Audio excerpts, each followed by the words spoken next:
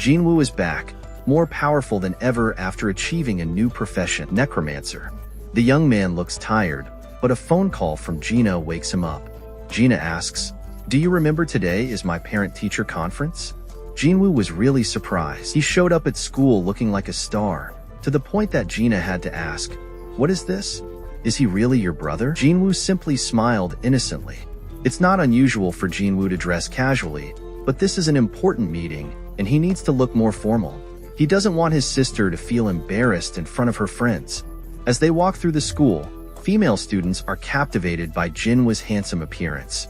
Seeing this, some students happily ask if he needs to be introduced to anyone, knowing he doesn't have a girlfriend. Jinwoo sighs and pinches his cheeks, scolding them for their gossip. The head teacher praises Gina as an excellent student, both in character and academics. She's an ideal role model for her peers, the teacher says. Hearing this, Jinwoo smiles brightly, proud of his sister. The teacher also mentions that Gina's current test scores are enough to get her into medical school, as she wishes. She encourages the family to avoid putting too much pressure on Gina so she can develop naturally.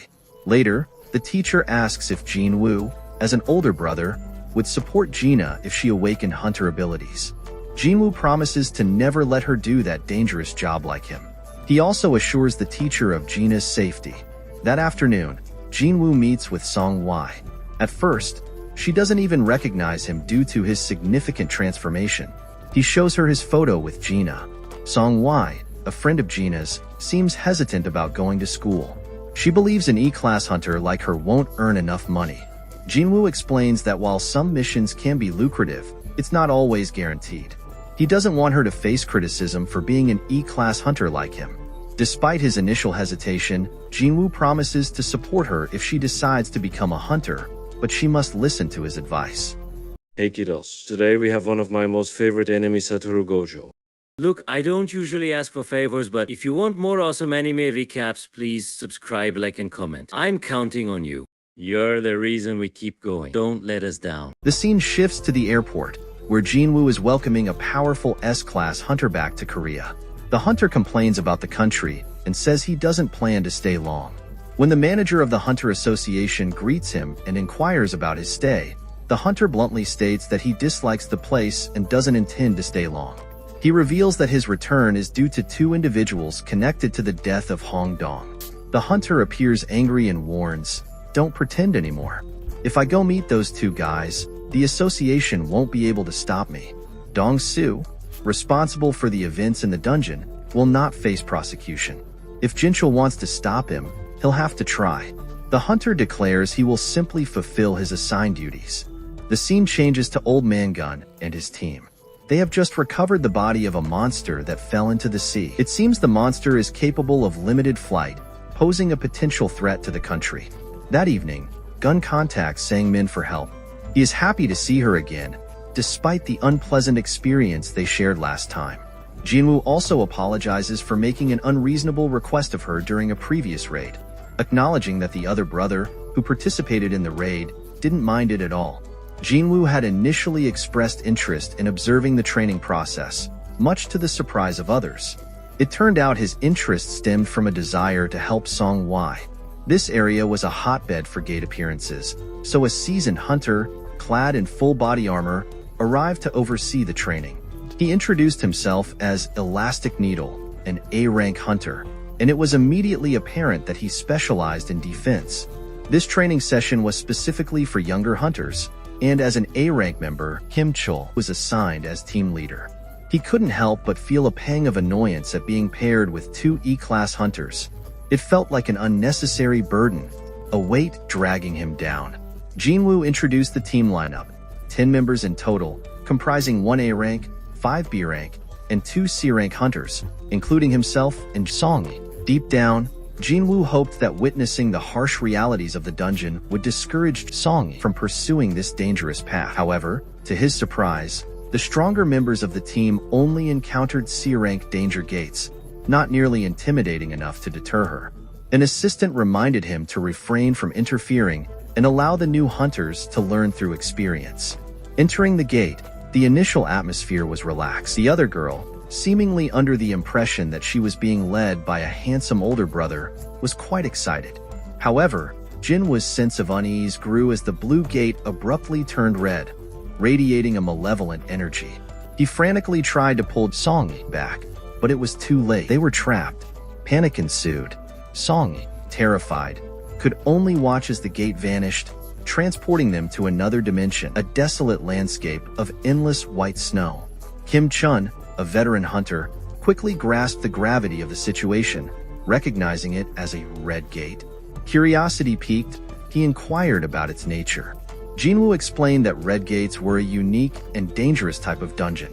Once inside, they were completely isolated from the outside world, with no means of escape. Their only chance of survival was to defeat the dungeon boss.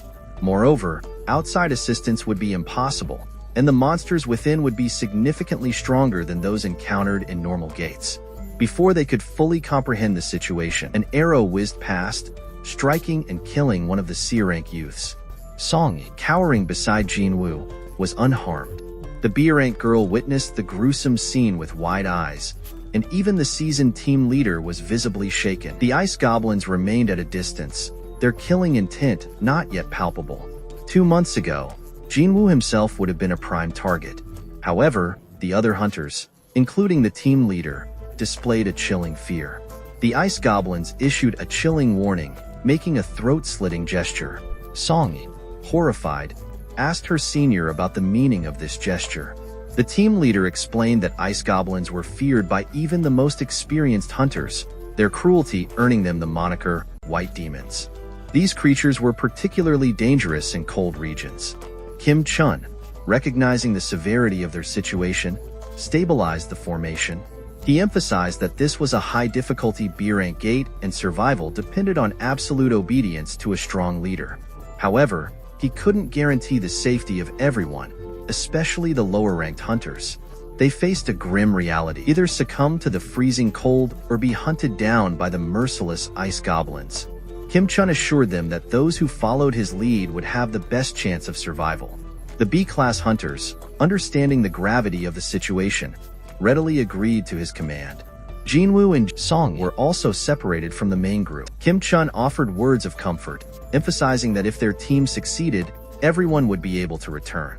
At this point, the B-rank girl, impressed by Jinwoo's quick reflexes in deflecting the arrow, requested to join his team.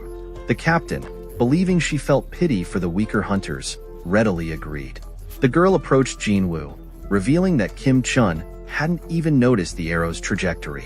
Jinwoo had caught it with his bare hands, a testament to his exceptional strength. The girl's presence would undoubtedly provide some comfort to Gina. After dividing the teams, the higher-ranked hunters opted to explore the main road. Jinwoo, however, chose to venture into the treacherous forest. He was wished luck and urged to stay safe. The Kim Chun's team, following the main road, soon discovered scratches on the tree trunks, a chilling sign that they were entering ice bear territory. Some hunters voiced their concerns, believing that Jinwoo, an E-class hunter, had led his team into a certain death trap. Kim Chun, initially dismissive of Jinwoo's decision, began to feel a pang of unease. Suddenly, the ice bears emerged from the shadows, forcing the team into a defensive position. Kim Chun, overwhelmed by the sheer size of the creatures, was paralyzed with fear. He could only pray for their survival. Kim Chul, however, remained calm. He employed a skill to provoke the bear, forcing it to attack first. The A-rank hunters shield blocked the initial assault, but it was a close call. The other girl, witnessing Jinwoo's courage and determination, "I don't understand why he brought everyone here. There were hundreds of scratch marks from ice bears all around. If we continued, we would definitely encounter them. They would protest and cry. This was bear territory. We should have stayed near the entrance. Being wary of them here would be much better than being hunted by intelligent ice goblins." Hearing that, Hin was surprised because it turned out he had calculated everything. The current problem wasn't wild animals, but the weather. Jinwoo started to feel cold, so he opened his status board and summoned warm clothes for everyone. The three of us saw this scene and couldn't understand what was going on because even high-ranked hunters could only bring a few items into the dungeon using space magic. But he witnessed this incredible feat. One of the younger hunters asked, What kind of person are you? Jinwoo acted cool, walked over, patted the young man's head, and said, I dragged you into this, so I'll take responsibility for protecting you. The guard, in return, was not allowed to ask anything and only listened to his decisions, but he pretended to obey. Jinwoo also reminded the other two not to ask or demand anything from him.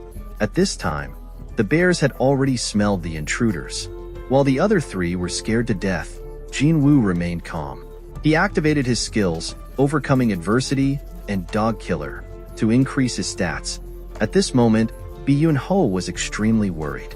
Even though he was an S-rank hunter, he couldn't do anything.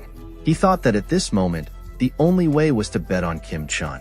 Sang-min said that there were people among them who weren't in their guild. Jin asked what rank he was. He said he was E-rank, but most likely he was a second awakener. This news was not accurate, but the fact that he was very strong was completely true. While nervous, Jin Chun brought Dong Su. The situation worsened when they saw the big boss of the White Tigers. This guy also teased Byun-ho with a few sentences. Byun-ho didn't like the person in front of him and asked, Why are you in my area? Hearing that, Dong Su asked on the contrary, Why can Jinwoo come but I can't? He's the S-rank hunter who has a lot of information, but the dark side is coming to find him. He immediately thought of the Red Gate and feared that Jinwoo might have died in there. Jin Chun knew that the other brother inside looked surprised and thought that his fate was quite lucky because the Red Gate did not have to encounter the wilderness. Inside, the white bears were overwhelmed by the power of Jinwoo's reincarnation. Witnessing this scene, the other three couldn't understand why an E-rank hunter could be so powerful with his bare hands. Hunting bears helped the young man level up, and the Red Gate would indeed give more experience points later. Everyone sat down to light a fire and grill bear meat to ease their hunger. Remembering Jinwoo, they realized he was a strange but different kind of hunter. Seeing the senior hunter struggle, he had chosen to confront the most challenging situation head-on. He went to the lair of the bears to challenge the young man who was willing to return the Dark Army. This would be the first mission for them. Both sides rushed into a bloody battle.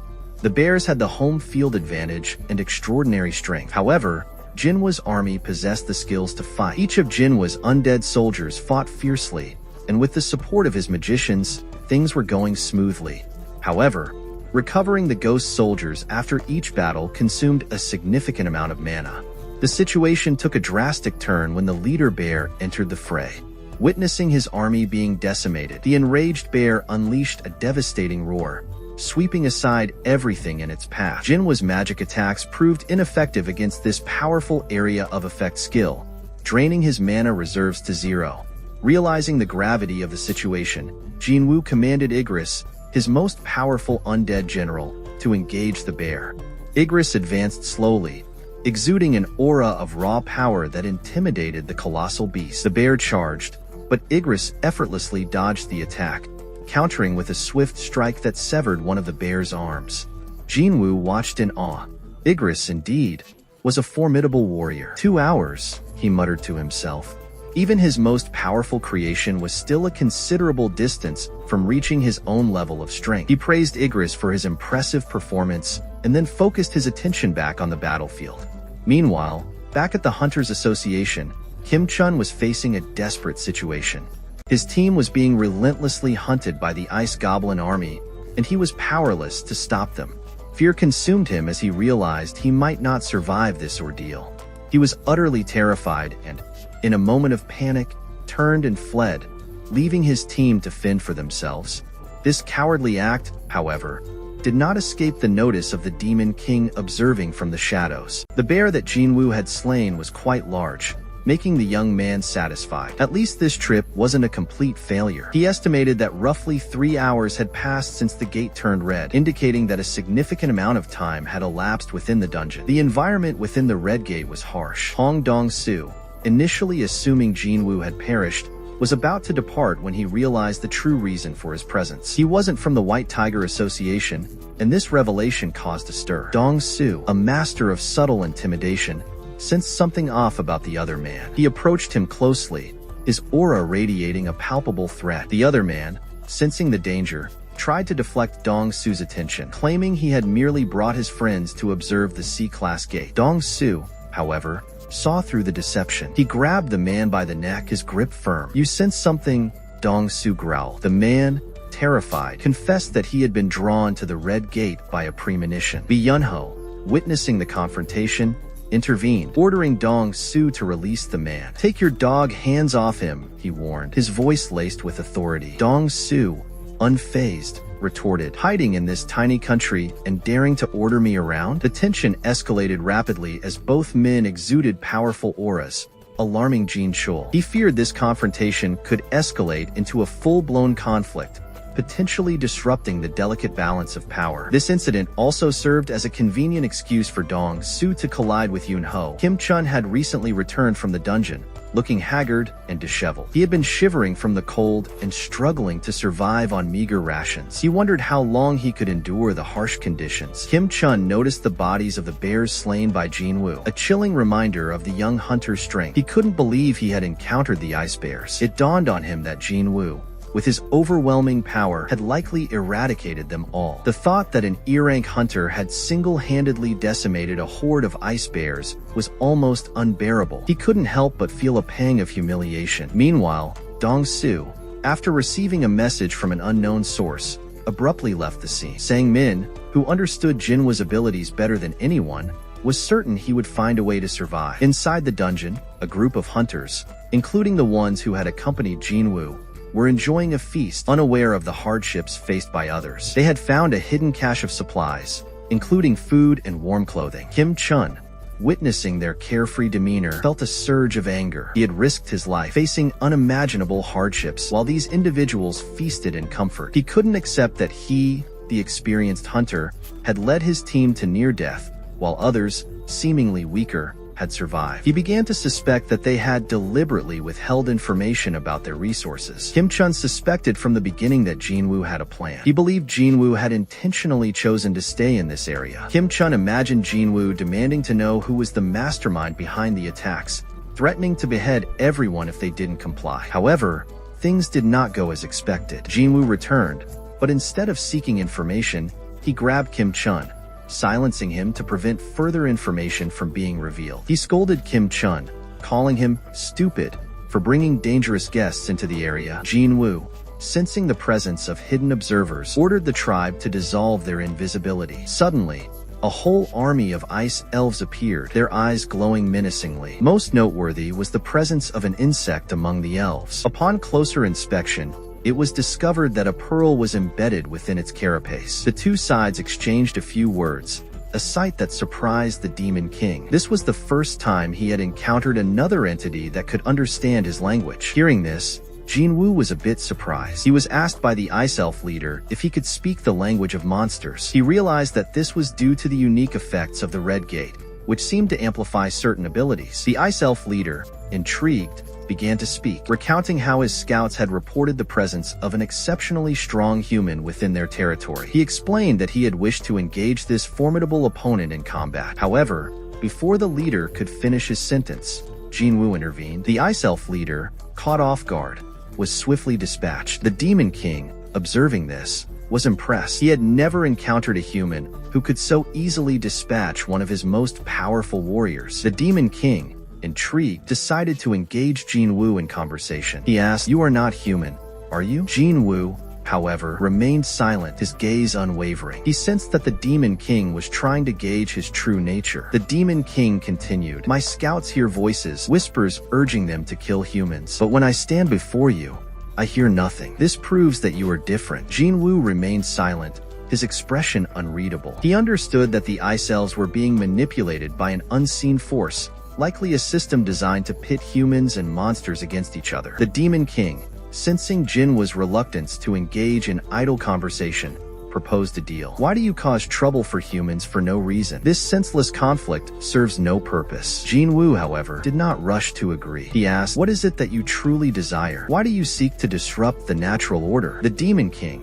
surprised by Jinwoo's insightful question, hesitated. He had never considered the underlying reasons for his actions. Jinwoo, sensing the Demon King's uncertainty, subtly signaled his army to prepare for battle. The remaining Ice Elves, sensing the shift in the balance of power, began to feel uneasy. Jinwoo, with a chilling smile, declared, let us see which side prevails. The battle commenced, a chaotic and brutal clash between Jinwu's army and the remaining Ice Elves. The initial advantage lay with Jinwu, but the Ice Elves fought with desperate ferocity. Some of the remaining humans, witnessing the carnage, attempted to flee, but Ice Elves swiftly dispatched them with a single arrow. But suddenly Jinwu blocked it and killed them. The young man felt that underestimating his opponent was a mistake. Although immortal, the Dark Army had suffered significant losses. Considering the current situation, he feared they wouldn't be able to hold out for long, especially against a boss much stronger than him. Even if he joined forces with Aegis, victory was far from guaranteed. "We need stronger resources," he declared. Demon King, introducing himself as Baruka, charged into the fray. He encountered some difficulty with the enemy's weapon retrieval skill, but in close-quarters combat, he proved to be a formidable opponent. However, he knew he couldn't win this fight alone. Just as he realized this, he was struck by a powerful fireball from the mage team. The explosion knocked him back. Kim Chun, awakened by the commotion, was furious at being subjected to such a violent attack. He rushed into the fray to seek revenge. Baruka found this scene quite amusing but failed to realize that this was part of Jinwu's plan. He had called for reinforcements to arrive, intending to overwhelm the enemy. Baruka met a new warrior, a powerful A-rank hunter named Iron. Iron, eager to prove himself, immediately provoked the enemy, drawing their attention. The enemy, an assassin, was no match for Iron's brute strength. Song Yi, observing the battle from afar, asked her sister if all hunter battles were this chaotic. Her sister replied, "If I had seen this before, I probably wouldn't have dared to become a hunter." Baruka, seeing the carnage, became bored and instructed Jinwu and Aegis to join the fray. They complied, their combined assault overwhelming the enemy. Baruka had underestimated his opponent. Jinwu, who had been biding his time, suddenly unleashed a flurry of attacks, catching Baruka off guard. He managed to dodge the vital blow, but acknowledged his opponent's strength. He noticed that his soldiers were struggling. To his surprise, Jinwu discarded his weapon, a move that initially seemed foolish. However, it was part of Jinwu's strategy to create an opening. With Jinwu's weapon out of the way, Jinwu used his ability to teleport and swiftly closed the distance. The mage team capitalized on this opportunity, unleashing a devastating area of effect spell that cornered the enemy. Baruka, realizing the tide had turned, shouted, "The battle is over." Iron, following Jinwu's orders, delivered the finishing blow to the enemy leader. Despite the intensity of the battle, Iron seemed more concerned with celebrating his victory. Jinwu, however, remained calm. He returned to his teammates, announcing that the battle was over and that the gate would automatically open soon. The other 3 hunters, who had been anxiously awaiting their rescue, were overjoyed. Outside the gate, Bi Yunho and the others were still waiting. They assumed the delay was due to logistical issues, unaware of the fierce battle that had just concluded within the dungeon. Jinwu and Song Wai were the last to emerge from the dungeon, much to Sang Min's relief. The gate then closed, leaving President Bi Yunho visibly shocked. When he inquired about the whereabouts of the other hunters, Hin could only bow his head, unable to explain what had happened inside. Seeing that only the low-ranking hunters had returned, Jinwu urged Song Yi to go home. However, the guild leader on Bok's side, the White Tiger, stopped them. "I'm tired," he declared, pushing Bi Yunho's hand away. "If you need to know anything, ask the other 2. Bi Yunho, witnessing this arrogant display, was infuriated. This young man, despite his power, dared to look down on him. Bi Yunho switched to a fighting stance, threatening Jinwu. Jinwu, witnessing this, turned and glared at the White Tiger. "I saved 2 lives, he retorted. "If you have any complaints, you should be thanking me." Bi Yunho, initially intimidated by the White Tiger's arrogance, realized that Jinwu was right. He apologized to Jinwu and bowed his head in submission. When Jinwu and Song Wai finally emerged, Song Wai, still a bit shy, simply called him by his name, hoping to avoid further questioning. Jinwu, witnessing the awkward exchange, felt a sense of helplessness. He had experienced horrifying scenes within the dungeon, yet these higher-ups were more concerned with social etiquette. On the way back, Jinwu took out the reward for the battle, which included a rare weapon previously coveted by Baruka, a renowned weaponsmith. Jinwu, upon seeing the Baruka's body, was initially overjoyed. However, he soon realized that the Baruka was cursed. He had attempted to arise Baruka 3 times, but each attempt had failed. No wonder he was so upset earlier. The next day, Jinho came to visit and was surprised to see his brother with a new outfit. He also noticed Song Wai accompanying him, which caused him some confusion. Looking at their close interaction, Jinho suspected that something romantic might be brewing between them. He reminded Jinwoo that she was still a minor, but Jinwoo simply ignored him. Entering the dungeon, Jinho shouted in surprise the first time he saw the Dark Army at work. He was so frightened, he blurted out, "Let's see what kind of people these are.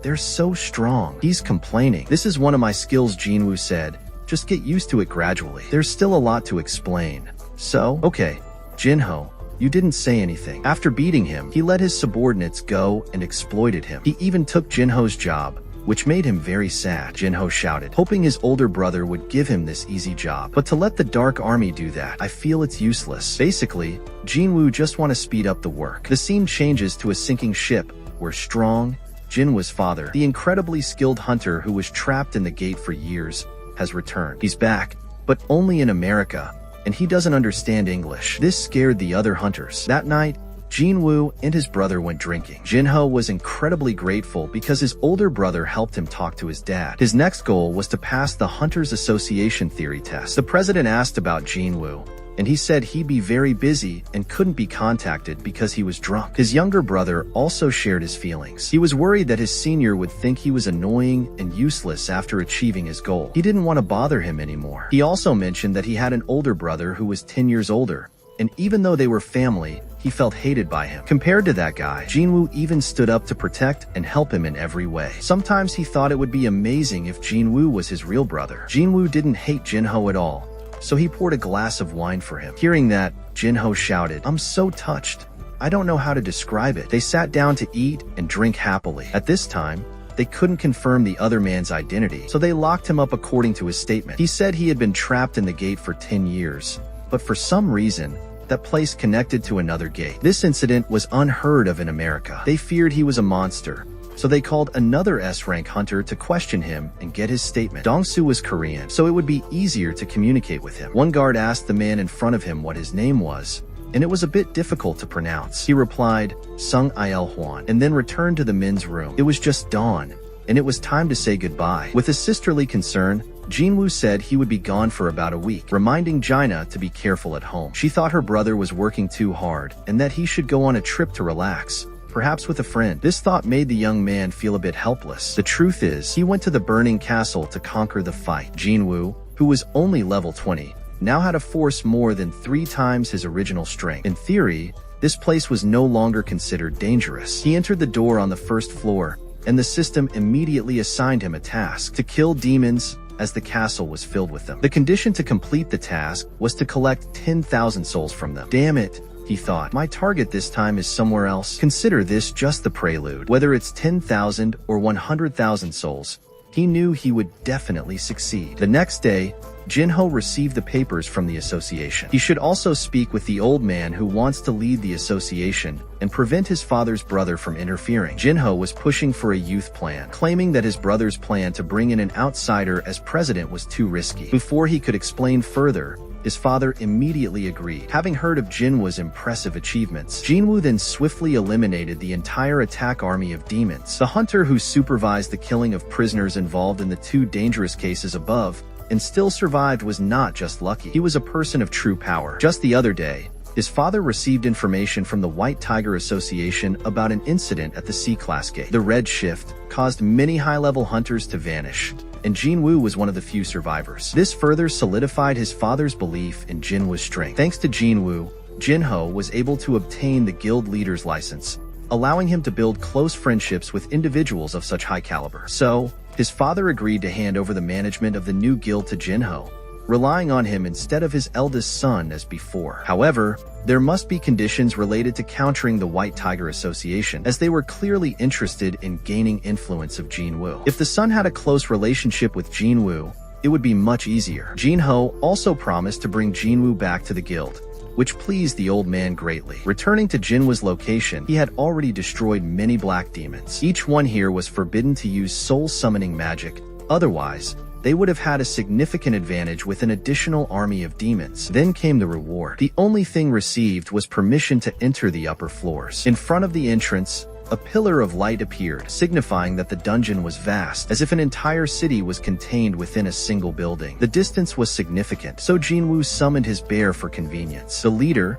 as expected, responded to his command and charged through the enemies without hesitation, like a tank plowing through a crowd of demons. He was very pleased and named the bear Tank. The scene shifted to the headquarters of the top hunter guild. Heian was still pondering the recent encounter with the monstrous creature. They should have announced the discovery to everyone, but her guild leader instructed her to maintain secrecy. The Hunter Association also requested confidentiality, fearing that widespread knowledge could cause panic and chaos, especially in these sensitive times. Fortunately, these horror monsters could not harm humans outside the dungeon, making this the perfect opportunity to recruit strong guild members before the inevitable confrontation. Jinwoo realized this was not an S-rank dungeon. It was relatively easy. The demons here were mostly B-rank, numerous, but lacking in intelligence. There was nothing to be overly concerned about. He had passed several levels and brought ample food and water, allowing him to live comfortably within the dungeon. He estimated that this place likely had 100 levels. The question was, how strong will I be by the time I reach the top? The 10,000 Demon Soul collection goal was still ongoing. The most pressing concern, however, was food. He had planned for a week-long stay, but at this rate, it might take half a month. The most important thing was to keep his promise to his sister. Jinwoo focused on accelerating his progress. After completing the 10,000 Soul collection mission, he clashed with the boss. Immediately, he summoned the Dark Army. The red text warned Jinwoo that this power could also pose a danger to him in the outside world. Meanwhile, the White Tiger Association was trying to recruit him. How on earth did they lose track of him for a whole week? Heian and Sang-min, the only ones aware of his strength, were assigned this mission. After inquiring about Jaina, he learned that his brother was traveling. The confusing part was that according to their investigation, Jinwoo had not traveled abroad or participated in any raids. The scene shifts to the dungeon. He commanded the ghost soldiers to engage the boss while he focused on other targets. Aegis led the army into battle, swiftly defeating numerous enemies. Recently, with each level up, Jinwoo had been increasing his intelligence points, allowing him to summon more demon soldiers and enhance their energy. This was a significant improvement compared to his time in the Red Gate, as it alleviated his concerns about over-consuming resources and hindering his combat effectiveness. He wondered how long the boss would remain stationary. In a blink of an eye, the boss had sneaked behind him for an attack. It was truly a display of incredible speed, considering its massive size. Jinwoo dodged, sending his opponent flying with a powerful counterattack. This was a testament to his growing strength. The Red Demon was incredibly tough, comparable to Zeus. Earlier, when confronted, he had relied on iron to provide a shield to minimize damage. Now, Jinwoo was able to withstand hundreds of powerful hits from his opponent directly. The dungeon boss's unpredictable movements were the real challenge for Jinwoo. He attempted a finishing blow, but ended up taking damage instead. Luckily, Jinwoo dodged the attack and realized that outmaneuvering the creature was crucial. To defeat it, he needed to restrict the boss's erratic movements. Jinwoo began to circle the boss, searching for the perfect opportunity. The boss, enraged by Jinwoo's evasive tactics, fell into a trap of its own making. Taking advantage of the smoke and dust created by the chaos, Jinwoo delivered a swift and decisive finishing blow. Returning to the area where the conflict had erupted, he encountered Wilderness Sung Il-hwan, a man known for his monstrous behavior. Sung Il-hwan regarded Dong Su disdain, usually refraining from idle chatter. However, this time, his anger was evident. Sung Il-hwan began to question humanity's knowledge of the gates and the monsters within. He claimed that what they were facing was merely the tip of the iceberg. Something much more terrifying lies beneath the surface, he warned. A power that could unleash unimaginable disaster. Dong Su, bewildered, struggled to comprehend Sung Il-hwan's dire warnings. His primary goal was to prevent this impending disaster. How many hunters are there in this world? Dong Su inquired. Sung Il-hwan dismissed the number, stating that quantity was irrelevant. You are strong, but not old enough to understand, he explained. Dong Su then glanced at a document containing names and asked, "Do you remember who your son is?" Of course, Sung Il-hwan remembered. Jinwoo was named after him. Hearing his son's name, Hong Dong-su erupted in a murderous aura. "Let me meet that bastard's father immediately," he roared, declaring Jinwoo dead. He demanded to know if there was anything else to deny. The confrontation erupted, and Dong-su was swiftly subdued, beaten like a dog by the seasoned hunter, Sung Il-hwan. Hong Dong-su lay unconscious on the ground, his fighting ability completely neutralized. In dungeon, Jinwoo had successfully completed the next set of challenges, his strength now so formidable that other powerful monsters were terrified. However, Jinwoo was forced to halt his progress due to a critical shortage of food. Currently, he was on the 75th floor, with 25 more floors to conquer. It was tiring, but the rewards were immensely valuable. The monsters dropped rare equipment that significantly increased his stats. According to the information he had gathered, he was still missing a crucial component to activate the full effect of this equipment. He also acquired several other items that significantly enhanced his mage's abilities. He had obtained the key, but it did not reveal Jinwoo's target information. He only possessed a fragment of the World Tree and 2 other rare items, which he hoped would be sufficient to cure his mother, and walked out of the gate with a sad face. Because there's still one more thing I need to make the holy water of life, the purified blood of the Demon King. To get it, I have to be very careful. I've been fighting monsters in the Demon Castle, so I'm stronger now. But I'm still just an E-rank hunter, which makes it hard to get good things and events. The big raid forced Jinwoo to join the Youth Association. He told himself to stop worrying because he'd be found out anyway. So, he decided to renew his hunter papers tomorrow. The next day, Jinwoo was at the headquarters to test his rank. Kitchell was looking for people to air. After seeing Jinwoo, he quickly called Yunho. Jinwoo didn't know about this when he was invited, so he went in anyway. He met some new people who looked scared and didn't know who he was. It felt a bit strange. The person next to him said that being stronger than E-rank was good enough to survive, which made him laugh. After being called, Jinwoo said his name and how the test would work. He just had to put his hand on the black ball, and the computer would automatically detect. The other girl was new and had never seen any errors before, so she kept asking Jinwoo to do it again, but each time it showed red. She had to ask someone else for help. Mr. G. Mr. G was experienced. As soon as he saw the red text, he knew Jinwoo was a very strong S-rank hunter in Korea.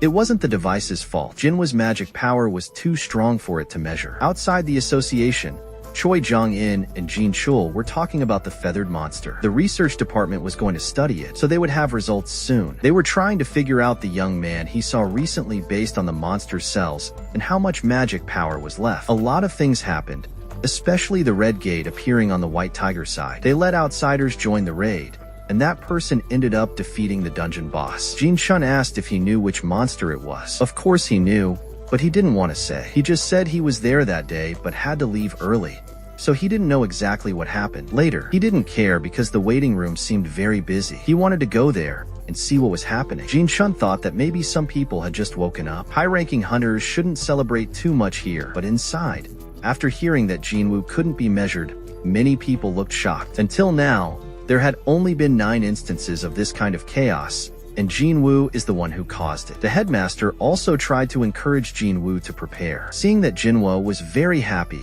the headmaster knew that Sang Min's assessment was correct. At this time, the president of the Gu Hunters Association stepped in, demanding everyone's attention. He's known as the supreme weapon, the peak of fire magic. Jong and Choi looked on. Jinwoo, sensing the terrifying power radiating from Jinwoo, immediately understood the cause of the commotion. He couldn't miss this opportunity, so he introduced himself and invited Jinwoo to speak with him. Jinwoo seemed uninterested, saying he was busy. This caused a stir among everyone. The Youth Association president thought he hadn't introduced himself yet, so Jinwoo wouldn't know. He asked Jin Chun if he had, and Jin Chun confirmed it. Jong and Choi seemed to be in disbelief about his own power. When I turned around, Jinwoo had vanished without a trace. It's truly the peak, Biyun exclaimed, gasping. Running over, he explained the situation to his friend. The White Tiger headquarters wasn't close, but he still ran over in a panic. It was confirmed. Jinwoo was an important figure, the one who defeated the monster at the Red Gate. He received news that the young man had left. Disappointed, he immediately met Dong-in. He was truly saving this old man. He didn't want to find out about Jinwoo's business that night, but he had to go to the hospital to visit his mother. Seeing her like that, he felt sad and hoped his mother would wait a little longer. There would soon be a cure for his mother's illness. When he went out, he saw Jin Chun. Jin Chun called him over and showed him how poor his judgment of people was. The monitoring room's duty is to observe hunters and discipline them if needed. So, Jinwoo asked if he was under surveillance. Jin Chun said it wasn't a crime, so he shouldn't worry. His board is the only agency that can control hunters. However, for an S-rank like Jinwoo, it's completely useless. Jin Chun came today to ask Jinwoo to meet someone. He slowly stepped forward. The president of the Gun Association was extraordinary. He first congratulated the talented young man on being identified as an S-class. Although the news wasn't official, Jinwoo would need to be reassessed. But mostly, nothing changes. He can rest assured. The extra appraisal step is to give the association a chance to approach this talent before they join another association. There are many strong people who don't want to join other factions. I'm one of the few who are at the top of the A list but still join the old man's association. Straight to the point, Gun-hee want to invite Jin Woo to be his successor. If possible, I will prepare an important position for him. If asked about the reason for this, then you'll know the supporters. This country isn't governed by the government, but by hunters who protect people from monsters. Standing at the center are 5 major guilds. Luckily, these guilds are currently maintaining balance. But if Jinwoo joins any guild, that balance will be broken. His hunter association is the 6th force, holding back the others. They can see how important he is. What kind of person is he? So, it's best for him to join the association to both suppress the other 5 guilds and maintain the balance. The chairman believes that Jinwoo will eventually give in. This seat for Jinwoo is also a sure promise for promotion. Apart from the government and the media,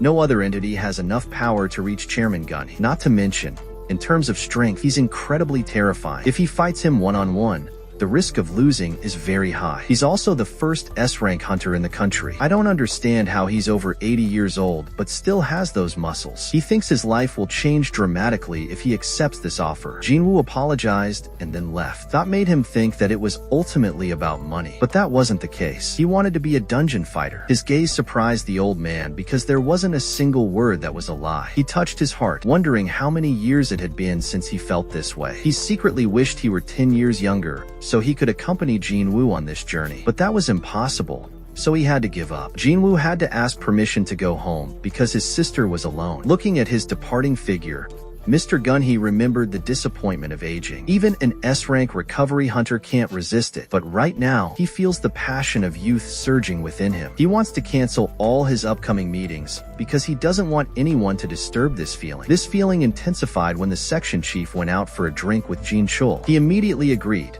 Jinwoo secretly thinking that the association could only handle D or E-rank dungeons. He needed to level up quickly to save his mother. This was also why he refused the invitation. He couldn't stay in one place while he was still developing his ability to explore the land. America at that time was so wild. After being beaten by Jinwoo's father, he had woken up. The deputy director also came in to ask a few questions, of course, related to the man who attacked Dong-soo. He wanted to know if that guy was a monster or not. Hong Dong-soo confirmed that it was real. Currently, the management department is trying to track down that monster man, but it's uncertain that they can't do anything to the person who attacked Dong-soo. After thinking what has happened to him, he considered this a disgrace. Jinwoo's father had previously threatened him, warning him not to touch his family. He knew death wouldn't deter an S-rank hunter. Being threatened like this was a disgrace. He wanted revenge in the future, when he had the necessary means. Jinwoo was now looking to buy more high-end equipment, as the hunter profession was highly developed. Weapons were being auctioned online, but the prices were exorbitant. This gave young hunters a headache. They needed to prepare for the Demon Castle, but there weren't many good items in stores. The best option was to sell some rare items he had acquired. The problem was that people would be suspicious of an E-ranker possessing such items. He needed to create a believable story, someone who found them at a rank gate. This way, there would be no fear of being traced back. Coincidentally, there was information on the internet recruiting people to explore an A-class dungeon. How convenient. The next morning, the president looked at the young man's photo again. The dungeon incident last year was shocking. Now, Jinwoo had changed so much, no longer as immature as before. Jin Chun added details about Jinwoo's family situation. His mother was seriously ill and unconscious, and his younger sister needed to attend school. Jinwoo's income was crucial for their survival. How did they get news that this idiot had joined the Hunter's Raid? It was for a new mining position in a virtual environment, but at the same time, he was accepted to work as an E-ranker. In large-scale raids,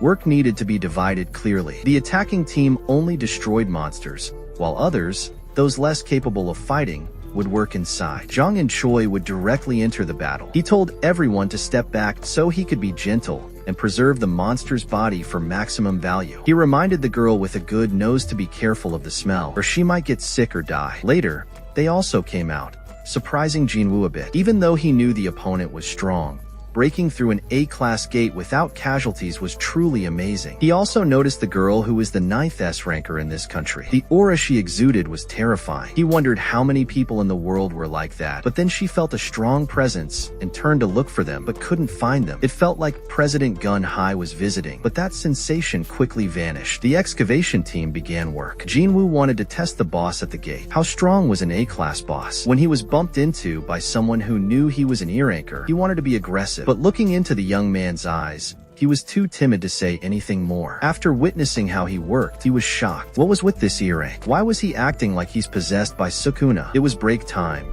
but Jinwoo pretended to be working extra hours. In reality, he was going to see the boss. He was excited and wanted to use this hour to have some fun. Later, when he saw the boss's room, he really wanted to take it down, but he couldn't. He saw that the gate was about to close, so he just wanted to lightly slash it. Before he could do anything, Heian Cha appeared and asked what the young man was doing. He was quite shocked because he didn't even feel her presence.